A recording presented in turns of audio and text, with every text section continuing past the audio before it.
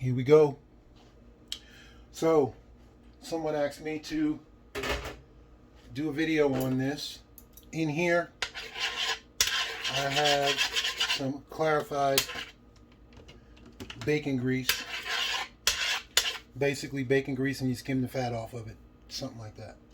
Now, these 1 1/4 inch thick bone-in pork chops that I've seasoned and they're already patted dry. Alright? That's what you want. The sound of applause. And not necessarily your family cooking, clapping about your good cooking. Okay. We're going to let these do their thing for a couple minutes. I'm going to add a little bit more butter. Now the reason I'm doing this way is because this pan is going to go straight into the oven. I have this electric skillet set to 400. And we're going to let that go for about another 2 minutes maybe. I'll check it shortly. Just to give you a rundown. Once this is seared on both sides, it goes into a 400-degree oven. I'm going to let it go in there for about 15 minutes. Then I'm going to take the pork chops out, and they are going on this because I'm going to have some vegetables to this, probably. I haven't decided yet. And make a gravy. And then put the pork chops back in there on the electric skillet on about 275, 300. And I'm going to let them finish in the gravy. So we have some smothered pork chops. And I haven't decided what vegetable yet. Don't judge me. Not quite there yet. Ooh. Stop playing. Mess with my emotions that way. There we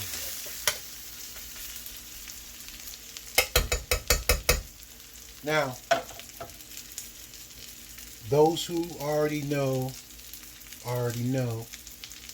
because I told you earlier today what the seasonings are. Don't ask me what seasonings I put on there. You season yours however you want. What I did in my seasoning doesn't make a difference to you because I seasoned it the way I like mine. Because some of y'all be sending me messages and stuff. Well, why didn't you say what you put on there? And how much? Because I did what I like for me. Do what you like for you. Plain and simple. Some of y'all are special. And you know who you are. Almost there. Actually, let me show you something. You see this, and I shouldn't keep messing with this, but you see that right there? Some people will get all worried about that. I'm not even one little bit. And notice this is not smoking like crazy. You can see something coming off this pan, like right here, you can kind of see it. But it's not smoking. I don't need to go and come over here and do that. And turn my exhaust fan on. Hell, the AC's on. I don't even have air conditioning.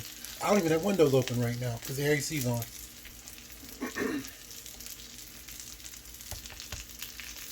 Now, if you can't, okay, you're ready. If you can't tell by touch, get yourself an instant read meat thermometer. The good ones will have an indicator or tell you what certain things should be cooked at, what temperature. Chicken, beef, pork, etc. I'm not going to need it because I'll know when these are done by feel. So basically, I'll be able to go like this and feel it, and I'll know it's done. And I can't use my timer because I'm using my phone to make this video.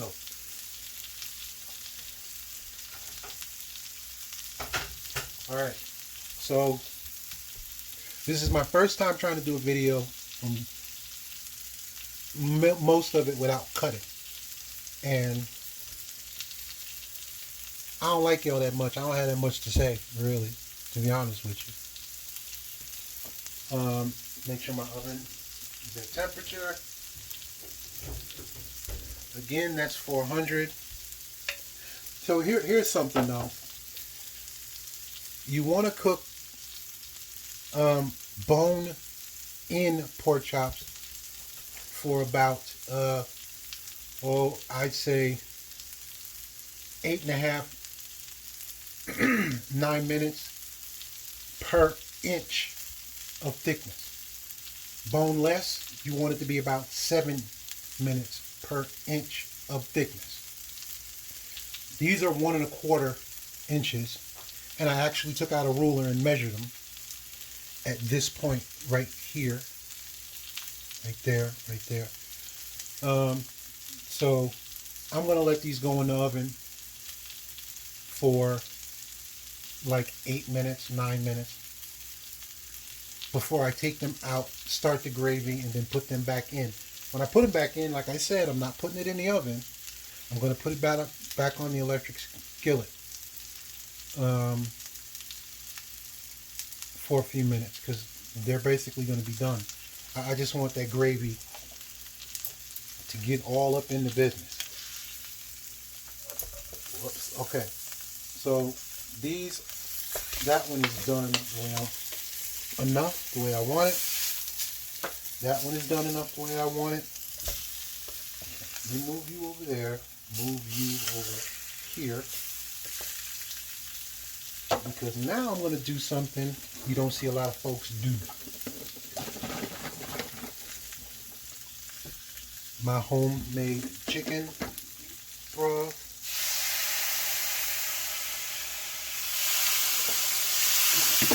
Just a touch.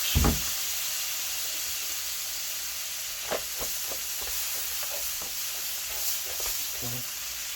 Not burnt. I promise you that it's not burnt. I don't know what it looks like on video, but it's not burnt. A little bit more. Because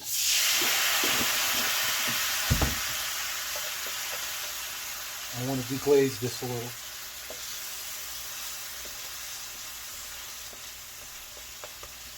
Sometimes I don't do this until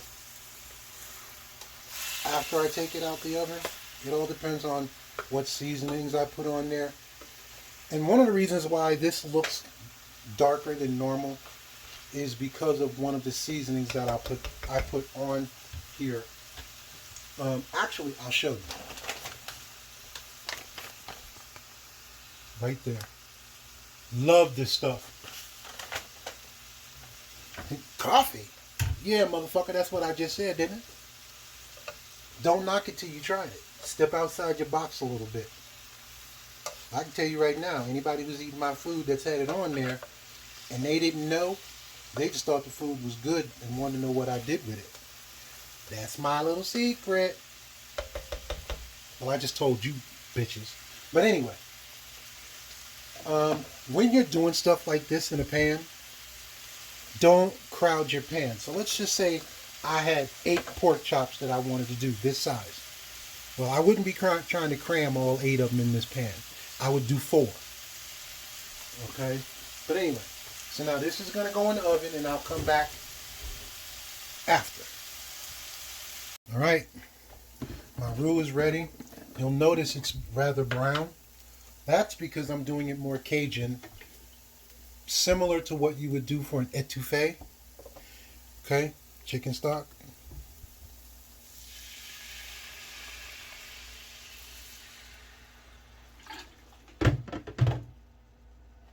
Normally I do this with a spoon, or a whisk, but I'm lazy and I don't feel like washing a whole lot of dishes today. because it's hot as balls out, and I'm lazy as a $1 hooker the day after a ship leaves port.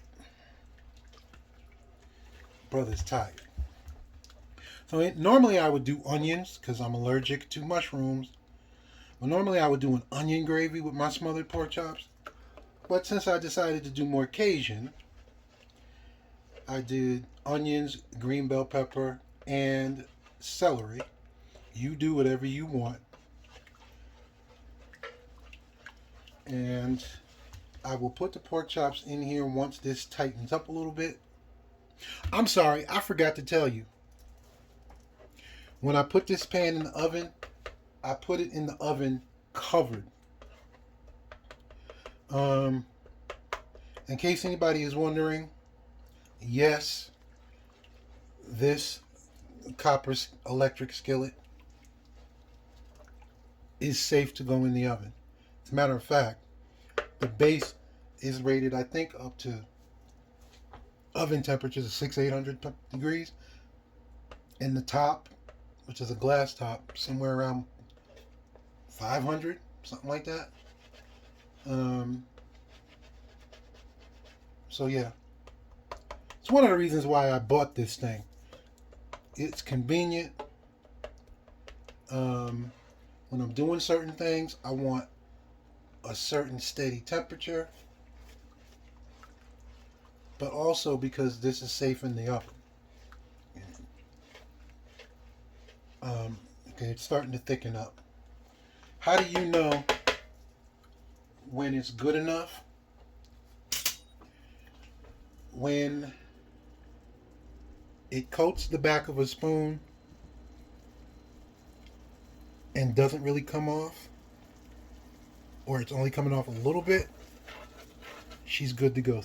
I don't know if you can tell how much it's thickened up in the last 45 seconds, but it has quite a bit. She ready. Okay. So, now, talking to y'all got me all discombobulated. Okay. So now, pork chops are ready to go back in here. I'm lowering the temperature to 275 on my skillet. Pork chops can go back in. And I don't want to lose any of that goodness. So that goes in. Now, let me check something real quick. Okay.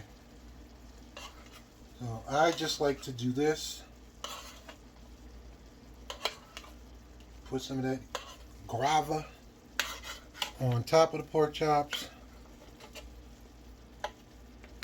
Like so. Before I cover it. Yeah.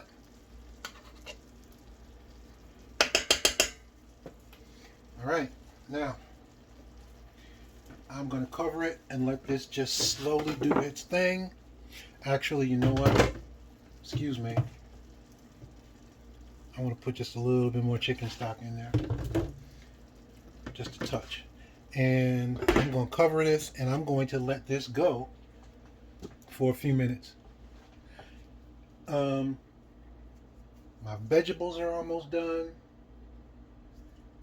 And my mashed potatoes are almost done. And then it's going to be time to eat. So I will be back and let you see the final product. All right, moment of truth. Let's see if my bark is as big as my bite. Wait a minute. No, I said it right in my case. So let's see. All right. Before we get into this, got my mixed vegetables ready to go. Just a little salt, a little pepper, and some minced garlic. Oh, yeah. My mashed potatoes. These are real mashed potatoes. If it ain't got lumps, it's whipped potatoes. Damn it. My name is not Gordon Ramsay. I like my potatoes, my mashed potatoes with lumps, bitches. Anyway, these are baby reds with little Gruyere, black pepper, a little butter, and whatever. Y'all know how to make your own mashed potatoes. All right. So now, moment of truth. Let's go for this bad boy right here. Let's see what we got. Oh, I'm not cutting it the right direction. Damn it. Let's try here. I hit the bone, sorry. Ooh. Yes, Lord. You see it glistening? Can you see it? Can you see it? I know this heifer gonna be juicy. Let's taste test it. You don't mind, do you? Okay.